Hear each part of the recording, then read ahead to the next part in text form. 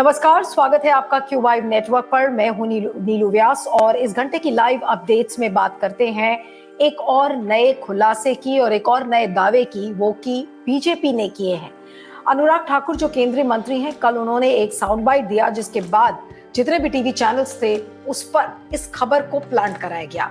और ये खबर क्या थी, ये समझना बहुत जरूरी है। फाइनेंशियल एक्शन टास्क फोर्स के बारे में आपने सुना होगा। अक्सर हम ये कहते हैं कि देखिए FATF की जो लिस्ट है, ग्रे लिस्ट में पाकिस्तान है या नहीं है, या उस ग्रे लिस्ट से बाहर होगा या नहीं होगा। यानी कि टेरर फाइनेंसिंग को लेकर उस पर बातचीत की जाती है, उसे कैसे निपटा जाए। ये काम ये इंटर गवर्नमेंटल ऑर्गेनाइजेशन जिसका नाम FATF यानी कि फाइनेंशियल एक्शन टास्क फोर्स है, वो ये काम करती है। लेकिन अब जिस तरीके के दावे अनुराग ठाकुर ने किए हैं कि फाइनेंशियल एक्शन टास्क फोर्स ने एक केस स्टडी को पब्लिश किया है, उस केस स्टडी का नाम क्या है? Purchase art with illicit proceeds and use art of no value to pay kickbacks. यानी कि एक रिपोर्ट के हवाले से ये कहा गया है कि एक केस स्टडी ऐसी सामने आई है जहां पर पेंटिंग्स जिनका दाम बहुत ज्यादा नहीं है उनको ओवर वैल्यू किया गया है, ओवर वैल्यू करके, और उसके एवज में रिश्वत दी गई है। और इसमें एक मिस्टर ए का हवाला दिया गया है और कथाकथित रूप से मिस्टर ए जो हैं वो हैं यस बैंक के CEO राणा कपूर। राणा कपूर के बारे में इस केस स्टडी के जरिए अनुराग ठाकुर ने ये कहा है कि राणा कपूर ने मजबूरी वश उनको लेना पड़ा 2 करोड़ की पेंटिंग्स प्रियंका गांधी से।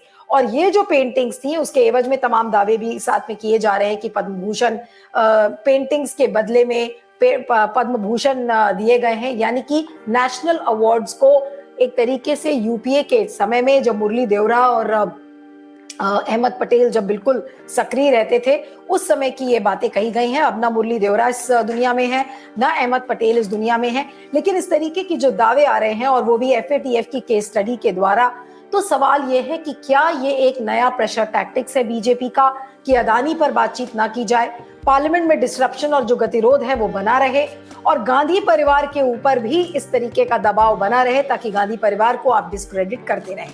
तो एक तो मसला ये है कि क्या वाकई में प्रियंका गांधी ने ऐसा किया कि पेंटिंग्स के एवज में पद्म भूषण दिए, ये एक जांच का विषय है और जिस तरीके के दावे सामने आ रहे हैं उस पर बात है। और दूसरी बात यह है कि बीजेपी से इसका क्या मतलब सिद्ध होता है कि इस तरीके की बातें जो कि कई साल पहले हुई होंगी तो उसको अब उजागर कर रहे हैं कि ईडी से पूछताछ के दौरान ये बातें सामने आई हैं। तो इस पर हम समय चर्चा करेंगे कि पूरा ये मामला क्या है, इसके पीछे की राजनीति क्या लगती है। समय हमारे साथ वरिष्ठ पत्रकार अनिल सिन्हा जुड़ रहे हैं और अनिल जी ने लंबे समय से कांग्रेस को भी कवर किया है।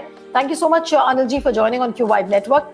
और जो मेरा आपसे पहला सवाल है कि ये प्राइमा फेसी जो ये रिपोर्ट एक आई है, आपको इसको देख के क्या लगता है?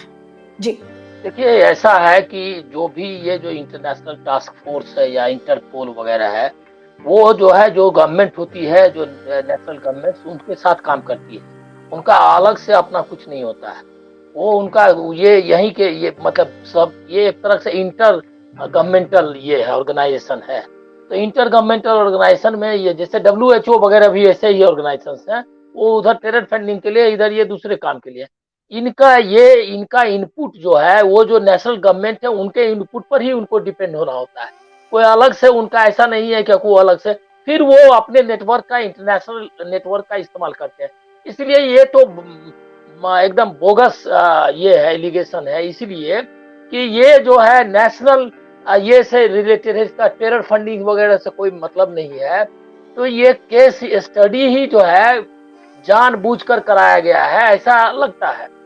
और ईडी का रोल फिर इसमें अब मुझको लग रहा है क्या कि इस मामले को उठाकर बीजेपी और ज्यादा फंसेगी। एक तो है कि यूपीए गवर्नमेंट जिसके हाथ में है, सोनिया गांधी के हाथ में था, वो 2 करोड़ की पेंटिंग ये बेच करके अब बिकवा के, वो भी उनका अपनी पेंटिंग नहीं, अपना कुछ नहीं, वो भी एक यस बैंक, तो यस बैंक का खुद ही बहुत ये रहा है, मतलब उसके बारे में कई कंट्रोवर्सीज हुए। उसका आपको पता होगा, हैकिंग का भी एक मामला आया था, उसके सारे ये हो गए थे। तो ये जो है वो प्राइवेट बैंक है।